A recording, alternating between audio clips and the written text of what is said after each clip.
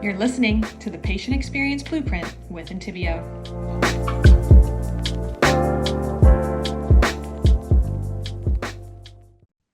Hey everyone, Joshua DeVries here, CEO of Intiveo and the host today of the Patient Experience Blueprint. I have Dr. ArNelle Wright with me, and we are super excited to have her on and share a little bit about her journey in the dental industry and what she's doing. So thank you for coming on the show, Dr. Wright.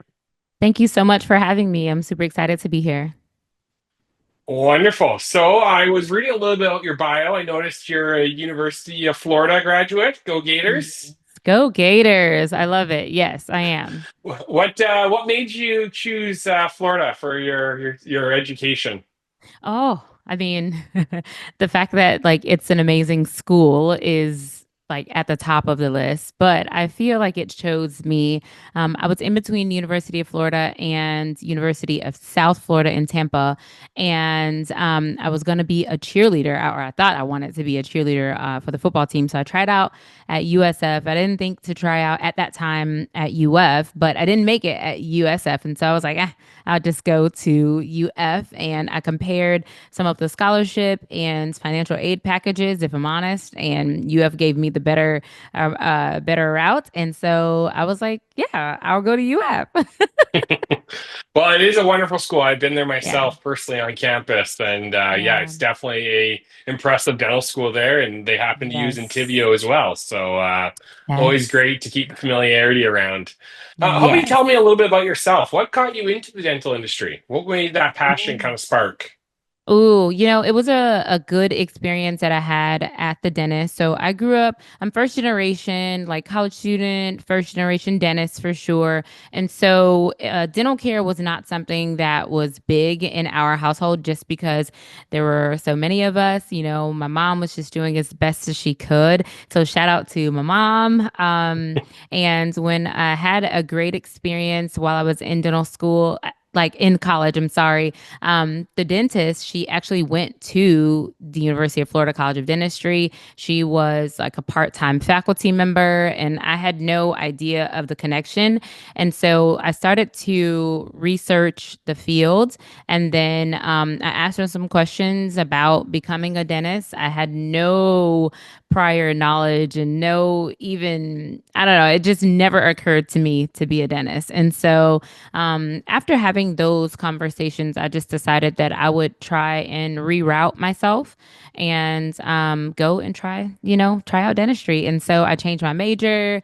I ended up, taking more classes that were required. So I just, switched everything over to be on the pre-dental track. And then here I am. That's awesome to hear. It's funny how everyone has a unique story, and Yeah. so many I hear are typical in the sense of it involves someone introducing them to Yeah. dentistry, often in a positive light. You know, a lot of people have these pre-existing feelings Mhm. or fears of going to the dental office, and to have someone comfort you around that is usually the starting point for a lot of people. So Oh, exciting to hear that awesome. was the same for you. Thank you. What's your experience been in leadership so far? I mean, obviously, I follow you online, but maybe share Yeah. with our audiences what you're working on. Yeah, so let's see. I have a lot of experience with the American Dental Association, with the Florida Dental Association, and then our local dental society. So, right now, at the time that we're recording this, I'm the president of the Dental Society of Greater Orlando.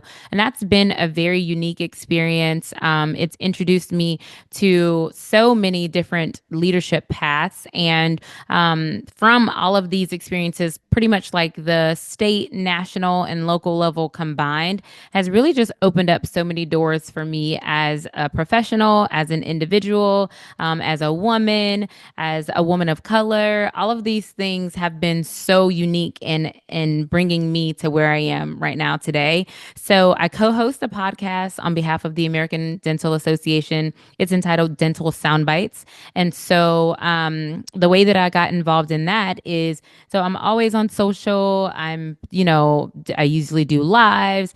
I've just been where I am at the Daily Dentist on Instagram for more than 10 years, right? And so I was on the new dentist committee at the American Dental Association on behalf of my state. And I was approached about this new opportunity that the American Dental Association was having, which is starting the podcast. And I quickly said, of course, I would be so glad to host or co host, I should say, a podcast to this magnitude. And then I'm involved in a bunch of other things here with you all as a thought leader. I'm super excited about that. Women in DSO. There's so many organizations that I have, networked myself into. In such a great and a strong way. And I really value it way more now than what I did in the past because I feel like I have the opportunity to carve a path for other clinicians, other women, other rising leaders, other existing leaders, and just anybody who sees me and find inspiration from my journey, to just showcase that there are so many different avenues and pathways that you can have in dentistry or in your career altogether. And so I really don't take it lightly. I'm so excited for all the things that I get to do today. It's so great to hear. I think, looking back at your kind of your history over the past 10 years, Hmm. with your Instagram, I think a lot of it is timing and it's kind of led up to having the opportunity with Yes. the ADA and speak on behalf of, a wonderful organization, hopefully Hmm. drive more education awareness around dentistry. Yeah, for One of the sure. things that I'm always really excited about with this podcast is that we get to educate not only dental professionals, but real patients. I feel like Yeah. in the industry, we're very aware that a look in the mouth is a microscopic view into someone's overall health. Yeah. However, as a general patient, we don't get that kind of education like you do, in traditional healthcare. I think of the app Wonder Weeks. I have a few children, and every single week when my wife was pregnant, we were looking at that app and seeing what the development is Yes. and what to look for. And as our son, our oldest, grew, every week seeing what developmentally he was doing and some of the leaps that he was going through. And when Hmm. I kind of relate that level of interest towards dentistry, my interest is still high, but the education and the content really is not there. And to be part of a group to provide that, to leverage the real questions people have that are following you, I think it's just a wonderful opportunity. Yeah, thank How you. have you gone about choosing what to promote through that podcast? Who the audience is. Maybe share a little bit about that.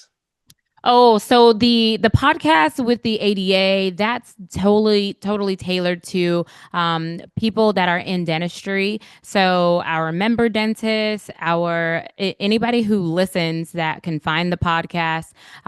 It's really awesome. We really want to showcase all of the things that the ADA is doing on behalf of our profession. We try and provide updates like as they are happening. The organization is just really moving forward and making sure that we are on top of certain topics. And we really like to listen to our listeners. The podcast has only been in production for about 2 years at the time that we are recording this. So we have a lot of growth that we are going to be seeing. And so we're really excited about, the direction of that. So, yeah. Now, with wearing all of these different hats and these different leadership roles, what have you seen as being some of the traits that you really work towards or work on to be a strong leader? So, communication is key. Having a high level of awareness, in my opinion, is really important. Just awareness of yourself and like your mannerisms, for instance. So, I think the best leaders are aware. There's all these expert tips that say, oh, the best leaders, they delegate, they do this, they do that. But I think it really starts with you if you want to be an amazing leader.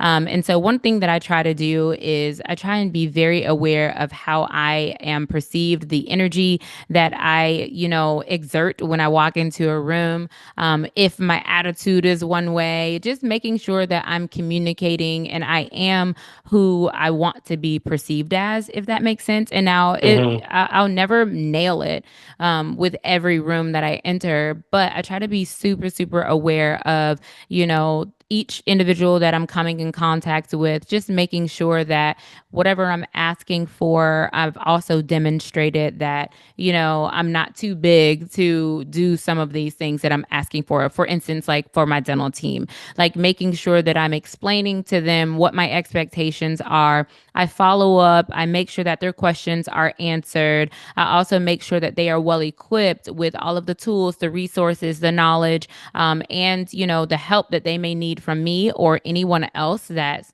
in the office, in the company, that can help them go to the next level. Because I believe that as I'm continuing to grow, it's important for the people that surround me and help me do a great job every single day, that they're able to grow as well. And they are equally as invested in their growth as I am in mine and as I am in theirs.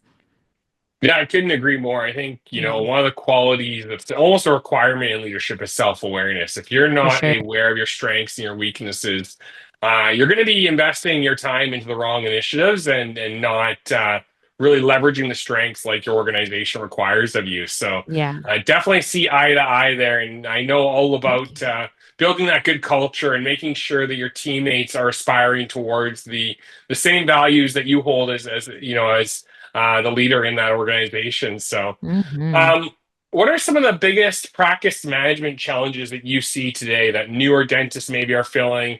And how do we proactively address some of these issues?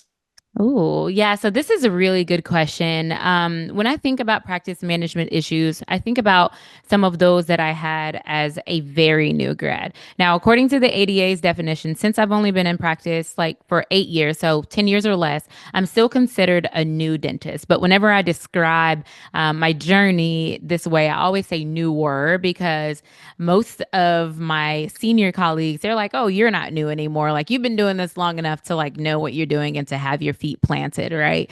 But when I think about some of those pitfalls or some of the things that newer dentists may experience every single day, I first think about the team, if it's an existing team, and really just showing up as that leader, really defining what leadership means, what leadership looks like, how does it communicate, or how do you communicate as that leader, and you're fresh out of school, and the people that you're leading, and I say that in jest, but the people that you're leading have been there before you, longer than you. They have, more knowledge from some of the assisting aspects than you may have. And so more relationships with a patient or with a senior doctor or a previous provider. There's just so many things that could become a barrier to Mhm. a new dentist and a rising leader in a dental practice. So I think that main thing is just defining what does that leadership pathway look like for them, like learning and understanding different leadership styles. Are you diplomatic? Are you more pragmatic in your leadership style? So like going through different articles and different types of leadership styles and like figuring out which one you are, I think is a way to, or which ones you display the most, is a way to proactively overcome those barriers to leadership and practice. And I also think that back to the self awareness piece, so like knowing your core values, I think a lot of times as it relates, and I know this is not directly related to practice management, but I think having that lack of awareness of yourself as an individual, it kind of can it push you aside and make you not show up as a confident leader, even though you're the expert in the office. You've gone to school, you have that training, you have the knowledge, you have all of the research to back your diagnoses and your radiographic interp and all of those things. But sometimes we're just not aware of our core values. Sometimes we don't stay true to our core values. Sometimes we're easily moved away from our core values. So I think those are some really important things. And as it relates directly to practice management, I think one of the biggest pitfalls or biggest challenges outside of showing up as that leader, it would be patient management, conflict resolution, all of those things, understanding your electronic health record system. So, understanding which practice management software you're using, or just really becoming familiar with it to know how it can actually benefit you. So oftentimes dentists, especially, we go in and we want to do the treatment. Well, there's somebody else that's like clicking all the buttons, so we don't become familiar with the software. And I think it's really, Mhm. yeah, it's something that we miss. And I think that if we did a better job at that, then we also could have better, communication and expectations for our team. Yeah, I definitely hear what you're saying. I think, one of the things that I see with a lot of the younger, and I kind of like you consider myself kind of part of that group. Maybe it's wishful thinking. But I think a lot of people want to have ownership and they want responsibility. And when I think about the education, the training I've received, is try to think about all of the structure and the process and the things you had to learn to be competent in that task. And then also understand for every task that falls under your organization's tent, Hmm. there needs to be a similar structure and level of competence and education fulfilling that task. And these tasks are actually equal in accomplishing the overall goal. And I think equipping people to become experts, to become, guardians or stewards of their roles and responsibilities and have that ownership and part of it is knowing the way it's always been done before, suggesting improvement because there's a reason why things are done a certain way often. Until you've learned it and done it that way, looking for new or different ways is sometimes counterproductive. And I think it really lives in that ownership aspect when we give people, especially younger people, ownership and having that trust that they're going to take good care of this responsibility. You get the most out of people, and people are excited to work. They're excited to contribute, and they're excited to see how their efforts and what they do every day makes a difference to the patients, but overall makes a difference to the practice. I couldn't agree more. I definitely couldn't agree more. That's so true. I was just talking to my mom a little bit earlier, and I was like, I'm all about empowering my team to be creative. And I'm definitely more of a diplomatic type of leader. If I need to be more stern, I definitely will be, like when it calls for it. But I am one who I really love to bring out the creative side. I love the critical thinking. I love for the people that are helping me do the things that I do best. I love for them to bring their full selves to that project, to the workday. I feel like that it creates space for them to want to be at work. And so I'm always like asking a bunch of questions as opposed to giving a lot of demands because for me, what I like to do is I like to understand like people's thought processes on like why they do what they do. And to your point about why things are a certain way in the practice, like before you arrive, I totally agree with that 100%. I love to provide solutions that I think should be there, but I also want to get down to knowing like, okay, oh, this is good that you guys do this way. Oh, I love that. How about if we try this? Or have you ever considered that as opposed to just like changing everything immediately? So, like having Mhm. that understanding about the why behind the what is critical. Yeah, definitely. I think, there's the longer that you're in a trade like dentistry, and I think a lot of trades are similar, you Hmm. realize the importance of having systems and processes in place to create that Yeah. kind of streamlined practice. Can you elaborate on maybe some specific systems or workflows that you've helped manage or implemented that you've seen make a big difference? Oh yeah. So the first thing is just with patient handoffs. So we call them either handoffs or power passes. So I always like to think of everything starts with the front. And ultimately it ends with the front too, because the front desk or whoever is managing that admin side of the practice, they are either like the first point of contact and or the last point of contact after that in-office visit. So just making sure that those handoffs are really smooth and the next person in line to receive the patient understands like what their role is. And so I find that I've only worked in two practices, but the two practices that I've worked in, I always find that the easiest way to kind of start providing structure to a team and making sure that the practice is managed effectively is starting with those handoffs and making sure that the first person who has a patient effectively communicates or really clearly states like what's the next step for this patient when they're passing off the chart or placing it up for the next person. And one way to do that, honestly, is just with a morning huddle. I know more seasoned teams, they tend to shy away from morning huddles, but I think it takes a lot of time before you can just completely ditch your morning huddle, especially for newer grads, those that are early career. It's almost like you need that morning huddle to make sure that the chart prep is done and that the person, when the person checks in, the next person, like the DA, they grab the patient and they make sure that, okay, all of these medical history things are updated.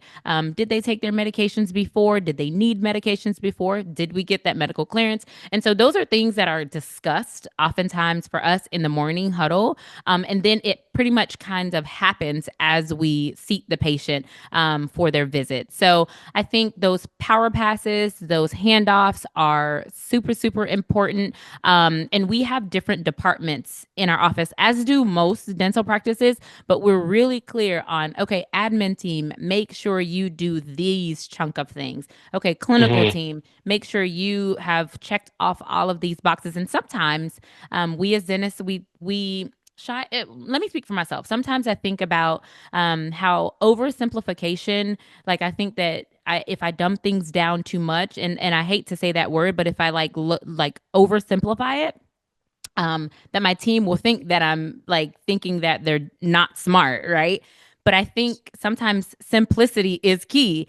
And I think that we work in such complex like spaces in our day to day, and we have complex problems to solve. We have to tinker a little bit. We have to pivot based off of the patient, but then we know that textbook says this, but there's a patient in real life that's right before you that has a different situation, and so you have to use the different material. So anyway, I like to think in big scenarios, and so we like to work ourselves backwards.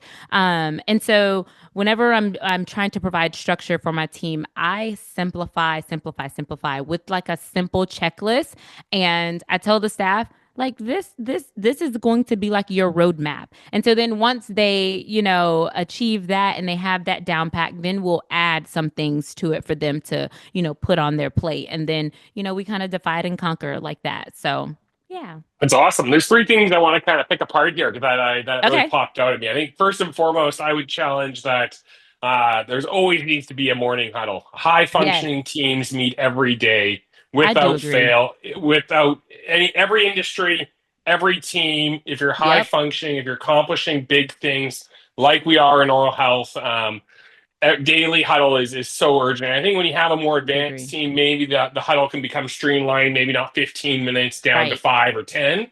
But definitely think for all of our listeners, if you're not doing a huddle, invest that 10 minutes. It will pay back 10 times. Yeah. The other thing I I love believe in that you it. talked about was the power passes. I never Yeah. heard that before, but I think we have similar things that we look at. It's like for us to have this, treatments to be successfully completed, 3 or 4 people need to hand off and do your job correctly. And Mm-hmm. it's not enough to just do what you need to do. You need to be aware of what the first Mm-hmm. step of what the next person does. So then you Yes, know that what you've absolutely. done has truly been successful.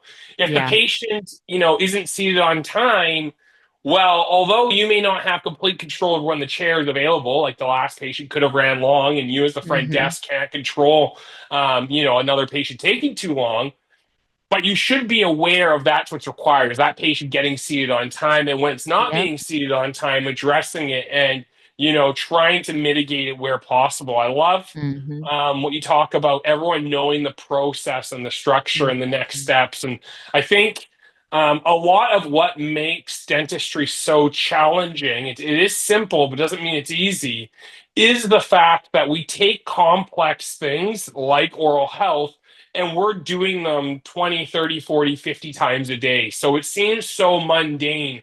However, for the people that we're doing it for, they're coming to you once, two, 3 times a year. Mm-hmm. And we can't expect them to have the same familiarity and knowledge of what the next step or what the procedure entails or how insurance pays you directly or doesn't or Yes. what they can. And I think so often we get trapped in what is required for me to be successful rather than understanding what is required for me, the role that deals after me, but most importantly, the patient who is depending on us. What do Yeah. they need? And making sure we're super clear with how Hmm. we communicate, what the expectations are, and what they can, really see on the back end, the benefit, the reward of following through with this treatment. So a Hmm. lot of great things there. Hopefully, there's more content that you have that you can pass through this Passover, a perfect pass. Is that what you called it? A power pass. Yep. Power pass. Because I do think that's really important. So much is Mm. lost in handovers and handoffs, Yep. and um, even rebooking rates, the done chair side versus at the front desk. And I think, Yes. Oh, that's that's a another biggie. pass off where the best person, in my opinion, is the person that has the strong relationship, the Yep. hygienist, to book that next appointment. That's Yep. where the level of expertise and the care is going to pay off, and the trust of rebooking, something Hmm. 6 months out and putting that time aside, putting that financial investment aside. Hmm. The receptionist is, although a trusted part of the team, doesn't have that same personal relationship. And Right. yeah, I do think, thinking about those handoffs, those pass offs, and how you want to manage them is super crucial to success of the office. Yeah, and I want What's to add one other Yeah. thing too to while you're there. We've played with it on both in both where it's like we are booking from the back like in the chair and we stop the patient still by the front as they're leaving. So they'll get to know, like, I always like for the patient just to drop by the front to like say their goodbyes. That's also another way for like that's when the ask happens for like the Google review or hey, how Hmm. was everything? You know what I mean? So it's kind of like weird for us in the back to be like, how was everything? Like we know how it was, but then like the next person will say their goodbyes and then, ask for the Google review or just say, hey, you're going to receive like a message to your phone, like, please give us a review, let us know how we did. And then we always take those reviews and we use them as lessons. So especially if there's like a bad review, thankfully we don't get too many bad reviews, but every once in a while, we just don't hit the mark or we miss the mark, I should say. And so if we miss the mark, then we say, oh, you know what? I can see their perspective. So there's always room to grow. And another thing that I really love about like a different workflow is just closing to open. Something like, and again, I try and make it super simple because in the morning, I know for me as a provider, I like to ease into my morning. I really don't like the hustle and bustle. So, like we see on social media, we see the reels of like the dental office going crazy in the morning, like looking for instruments, looking for this. But for me, I'm like, okay, once we're done with our patient care, let's look ahead in the schedule. Let's see what procedures we have coming up. Go ahead and set those up. We do whiteboards on the outside of the operatories, for example. And we always say, all right, this patient, they're coming in for these teeth to be extracted or for this crown to be done, this implant to be placed on this side. Like we go that in depth. And I am like, but I'm a systems junkie though, I will say that. And I just think that it really just makes my life easier so that I have less mental fatigue or like decision fatigue is actually the word. And Hmm. so I just really love to focus on like the procedure that I'm doing as opposed to all of the tools and everything that I need because that gets really tiring when you have to do it so much throughout the day. So I just wanted to Well, share that in this moment. and that kind of throws into the last thing I wanted to pull up that you said there was about checklists. Oh, There's yeah. there airline travel used to be one of the most dangerous ways of travel until they Hmm. introduced the air pilot's traveling checklist, where the reason Hmm. there is a co-pilot is to checklist the primary pilot's Yes. responsibilities in the pre-takeoff list. And Yes. ever since that's been incorporated, they do it now in space travel as well as other, Hmm. really mission critical applications. Hmm. And the failure rate or the accident rate has just plummeted ever since they've done it, because when we have a list of things we know are required for something to Yep. happen successfully, and then furthermore we have the buddy system for accountability to Yep. ensure it's being completed, better outcomes are achieved. And I think it's one of the most underutilized tools that we have Hmm. as colleagues is that level of responsibility. And I Yeah. personally am a scuba diver, so I'm very familiar with like the pre-dive Yeah. buddy checklist. So you check their hair, you Yes. check their fin, you check their mask, their BCD, and without it, accidents just happen. I think, how Yeah. how have you seen that play out in a positive light? You talked about, really preparing even the day before. Do you use a lot of Mhm. checklists for what's required, what's everyone's roles and responsibilities, and making sure that things are maybe caught the day before rather than the day of? Oh yeah. So I have this thing called, and I'm sure you're familiar with it as a CEO. So SOPs. So Yeah. those are critical. And within the SOPs for the practice, there are checklists by role within the office. And so it's broken down even as detailed or yeah, as granular as procedure. So I get into a good routine, and I'm a less is more type of provider. So I don't need a million burrs in my burr block. Like I figured out what works really good in my hands, what hand pieces I love, what burrs I'll use for these set procedures. And so I remove all of the friction. So we definitely use checklists often. And sometimes we will have checklists up in the operatory, depending on the procedure, if it's a more complex procedure. And if we have like a new hire, for example, a part of the onboarding is just making sure that they understand these checklists. So we have some of the checklists in question format so that they'll know, okay, do all of these things before asking the doctor about something, that's like a blood pressure or something like that. Like Mhm. there's a certain thing, and like I just love a clean workflow, because again, not only does it help me like not become tired with all of the decisions that I have to make every day, but it also gives me time to chit chat with the patients. It also gives me time to help bring their anxieties down. It gives me time to just make sure that I'm ready. And again, to that creativity and that empowering perspective, I really like for everyone to take leadership, take ownership in their roles on the team. And so it Mhm. it empowers them to think and to know that they are just as important and their brain is just as functional as mine, and like they are contributors to the overall success of the day. And so I just feel like sometimes in leadership when we talk about it, we think that, oh, it has to be one person like telling everybody what to do, or you do this, you do that, you do that, and then those people, they become dependent on you. They Mhm. become like they become crippled, and their creativity and their ability to flourish and grow and thrive, it becomes stifled. And so for me, I'm always like, ooh, tell me what you're thinking, tell me about that conversation, what did you notice? So sometimes I'll be mid procedure, and I know I'm going off on a little tangent here, but I get really excited. No, Sometimes I mid like it. procedure, okay, great.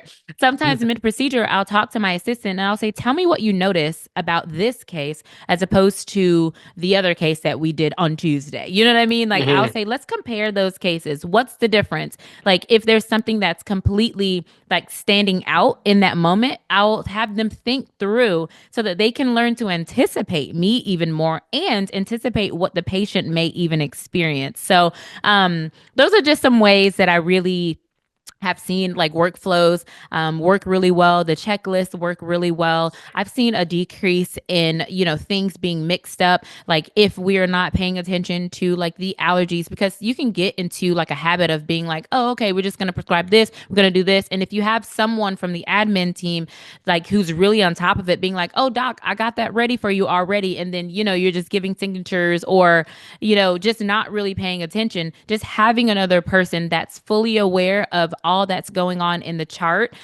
with the patient so that you can kind of decrease those mistakes.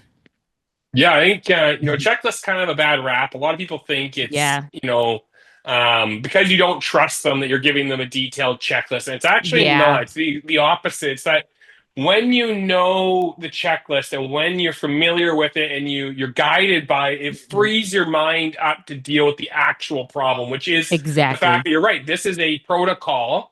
And Mhm. we're dealing with a real patient. And there's a Yeah. gap in that understanding of what the checklist says to do and how you manage a human being. And if you're not aware of what the checklist is and you have to manage the human being, you're going to give suboptimal care. Yes, And it, exactly. it frees your mind up to, Hmm. to, to, to solve problems rather than limits what you can do. Yeah. Um, there's a And as book called The dentists, Checklist Manifesto, which is a great read for anyone. oh, It's I've all about heard air that. traffic control and the checklist system that's kind of saved a lot of lives. I love it. I've heard that. I have not read that. But have you read Atomic Habits by James Clear? I have a long time ago, but It's one of my favorites. I try and revisit it at least once a year. And to a similar point that he made in the book was about like a train system, I think, or like a metro system, and how they do like a call and repeat. And so there's sometimes where even if we are not like putting it on paper, we at least like talk about it out loud. So I think like making sure that there's just some sort of way that you are doing using a checks and balances system. But mhm. I don't think I'll ever get away from my checklists. And, I don't know, I'm a proud checklist girly. No, it's good. I'm a to-do lister, so it's similar Good, vein. good. So maybe we shift gears and talk about mentorship.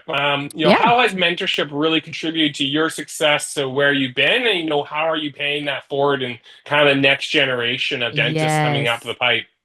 Yes, next generation is like near and dear to my heart. And so mentorship has been such I don't know, it's just been such a blessing. That's the word that I'm going to use because I have this way about myself like I value people who are further ahead than I am. I value being amongst those that are smarter than me, that are more accomplished, that have pretty much more experience than me, and I pick their brains. And so mentorship for me has helped me make very wise decisions. It's helped me slow down so that I can speed up.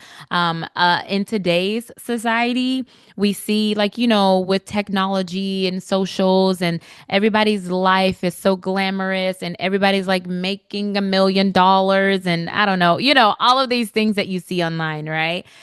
It's easy to feel that you are behind. But I think because I've placed such a premium on those that have come before me, it has helped me stay grounded and helped me understand that where I am is right where I need to be and that I'm flourishing when and where I'm supposed to flourish at the time that I'm supposed to flourish. And it's allowed me to stop and smell the roses and really just take in and be present with everything that I'm experiencing and accomplishing at these set points of my life, my career, as a mom, as a wife. So, mentorship is really big for me. I have so many mentors. I have dental mentors. I have spiritual mentors. I have people that are financial mentors.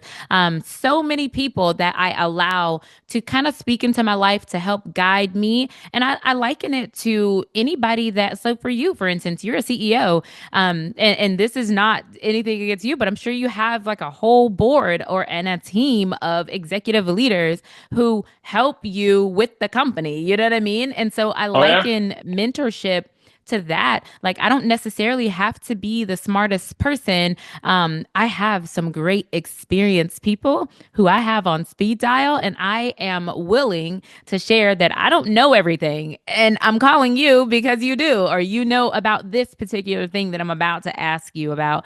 And so I say all that to say, because mentorship has played such a big role in my personal life and my professional life, as well as like my spiritual growth, I also believe in paying that forward by taking other young doctors, and they don't have to only be doctors, but I resonate more with doctors that are women. Hmm. They are first generation. They are trying to figure this whole entire thing out. They are, new to dentistry. And I really just help them with some of their thought processes. And I also create, I think for me, the type of mentor that I am is like I create a safe space for them to be vulnerable because it doesn't matter if you have a mentor that you can be like, oh, I have this person in my corner. If you are not comfortable sharing with them when you don't know how to do a certain procedure, or if you don't have an accountant, or if you don't have an attorney to review your contract. Do you know what I mean? So it's Hmm. like it's pointless for you to have that person as your mentor if you can't be vulnerable with them. So for me, I try and create spaces where my mentors can be free, and I share my stories, some of my challenges, my pitfalls where I haven't always been like the best. And people look at my social and they're like, "Oh, you're amazing." And I'm like, "Well, actually, I have bad days too. Like I have days where patients they hand it to me, Patients aren't always satisfied with me. Now the majority of the time they are because I really go above and beyond. But there are some times where, my patients, they're humans too. And so I try and Mhm. understand that and just create a place for anybody who comes to me for support, for whatever, type of mentor they need and what they've seen in me, that they can be vulnerable and share, and then we can work through it together. And if I don't have the answer, then I find someone or introduce them to someone in my network who does. Yeah, it's so great. I got really good advice probably about 10 years ago about, Yeah. finding mentorship and, how it can be one of the biggest asset in Mm-hmm. growing a business and really developing your skill set. And the three pieces of advice I got was, first and foremost, it should be free. If someone Mm-hmm. wants something out of you, not really a great mentor. The Mm-hmm. second one that's almost equally as important is you kind of got to want their life. Like if they're separated from their Okay. family and they got bad relationships with their kids, and you really value family, but they're really good at this one thing, like Mm-hmm. maybe if you follow that really good thing they do, that's going to result in the life they have. And really being aware of like what are some of the outcomes this person has, and am Mm-hmm. I comfortable with having those same outcomes? Because then, if so, you should follow their mentorship. That's good Yeah. guidance. And the third thing that was shared with me was, you need to find someone that is like only 5, maybe 10 years ahead of you, where they Okay. can still feel the pain and remember the challenges Mm-hmm. you're going through. That's Mm-hmm. not so far removed that, they went uphill to school both ways. And, Mm-hmm. kind of taking that advice, it really, to what your point is, that you almost have to have a bench of mentors. You have to have a Yeah. group of different people who have strengths in areas that you are comfortable and able to be vulnerable with, to tap into that resource and to receive that guidance, whether it be, around finance or around Mm-hmm. people or around faith, and trusting that their experiences are going to pay dividends to your journey as well. And Yeah. how have you paid that forward? Do you have a group of people that you meet with regularly? Um, Not so at the time that we're recording this, no, I don't. My schedule has gotten so busy. But I did have a mentor group that I started in 2020.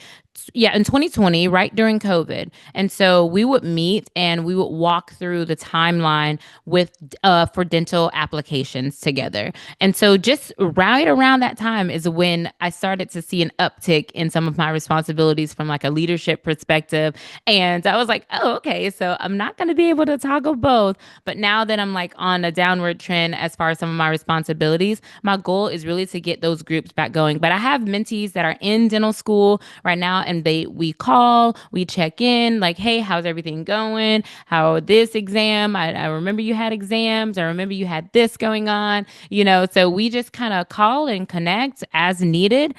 We catch up all the time around holidays. We make sure that I'm just aware of, where they are in their journey. Hey, where do you plan on practicing? How is that going? Have you started the job search? Are you going to be at this mhm. conference? So it depends on each person, but I would typically have a great, strong relationship through text, through social media, through email, really just all of the platforms and all of the ways that they need. That's awesome. To be honest with you, I fall in a similar boat where it's not that I am opposed to helping or mentoring where possible. You just kind of always find reasons why you're busy. And to be Yeah. honest with you, I always throw the gauntlet back on the person who wants the help. Is like, go on LinkedIn and ask them, find their phone Yep. number, give them a call.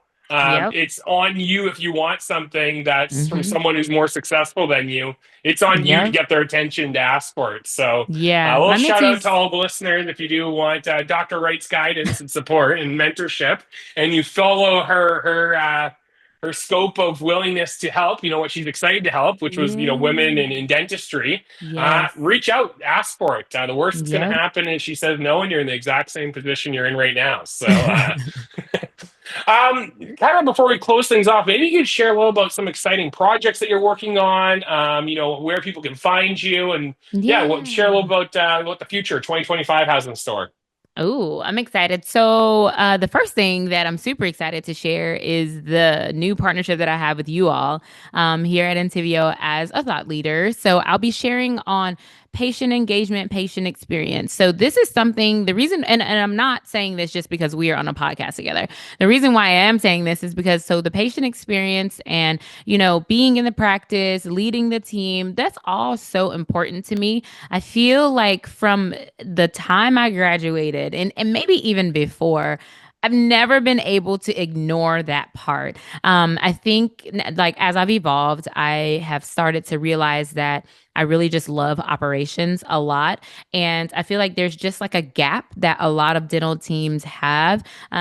Because oftentimes, the dentists, we depend on our teams to kind of handle that for us. But sometimes we just need to set the tone and like set the expectation. But there are times where we may not have thought all the way through all the steps and what it is that we really want and what's going wrong, where the ball's being dropped. So that has always intrigued me. So that's a project that I'm so excited to be able to share some of my thoughts and just my approach, my perspectives, things that I've learned, where I've failed, and where I've succeeded as it relates to practice management and patient engagement. I have a few other collaborations that I'll be working on with other organizations throughout the year, have some speaking engagements that I'm excited about. I started a new women's group. I'm not sure if this is what you were asking about from the mentorship question a few questions ago, but it's called Dental Femme. And a lot of women online have reached out to me privately and they ask about, hey, how did you get this gig? Or how did you get this position? How did you get this collaboration? And so I was in a mastermind once a couple years back.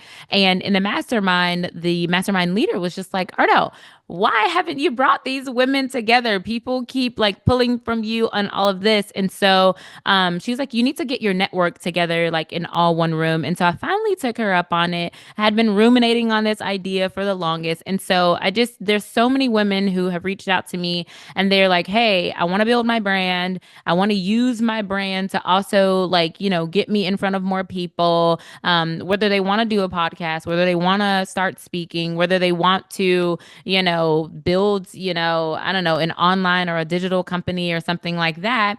I just said, you know what? I have so many resource and well networked people that I've made great relationships with. I would love to bring them all together. So that's really the premise of Dental Femme. It's brand new. At the time that we're recording this podcast, it's maybe not even 6 months, old. And so we are going to be evolving, but I'm just so glad to have it out there in the universe now, because I just feel like it's going to attract so many other people who want to do things like what we are doing and talking about even like right now. So that's something that I'm really excited about. We have a podcast. We are on season 2 right now, and it's going so well. So if you haven't subscribed, make sure you find me there. I'm at Dental Femme. So it's like, girls club for dentistry. And you can find me on socials where I'm at The Daily Dentist. That's my personal page.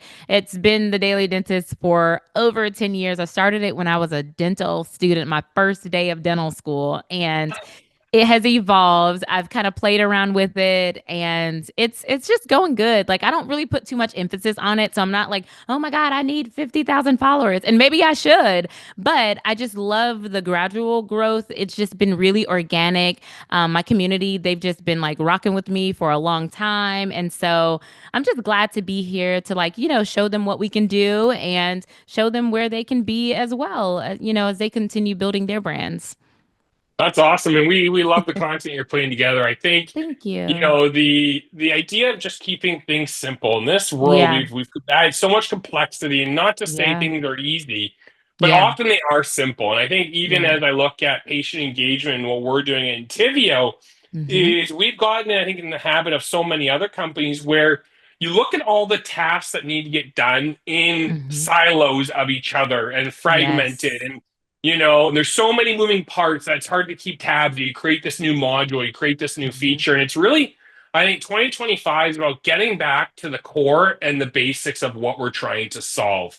And at Mm-hmm. Intivio, it's really around three different things. At the end of the Mm-hmm. day, you need to acquire new patients and manage your existing patients. You Yep. need to engage with your patients to make sure they're committed to your practice, getting those rebooking rates, Mm-hmm. into the 70s and the 80s. And then finally, you need to execute. You need to have a Yeah. team that on the day of, make sure that patient is prepared, ready and has everything that's required for that appointment to be successful? And how do we create workflows and tools that are focused purely on those outcomes and remove the other distractions? Not to say there's Yeah. not, newsletters or surveys that need to go out, but it's all part of a singular strategy of Yeah. engaging patients and ensuring that they're well cared for when they take the time to visit you in office. And Yeah. yeah, we're super excited to develop more content, to get your insights and perspective Thank on you. dentistry and the patient experience. And yeah, thank you so much for being here today. It was really great to get to Yeah. know you and hear a Yeah. little about your history and what you're doing. It's awesome stuff.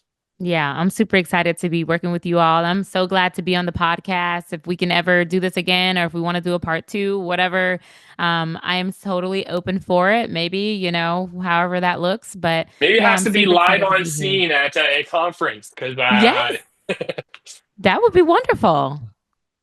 awesome. Well, thank you so much for your time, Dr. Wright. It's a real pleasure to have you and to host you. And yeah, really Thank you. excited for seeing what we can do in 2025 together. Same. Thank you. Well, that concludes our podcast for today. I hope you all enjoyed it. If you have not already, please subscribe to the Patient Experience Blueprint. And yeah, stay tuned. Look forward to more content in the coming weeks. Bye for now, Yeah. everyone.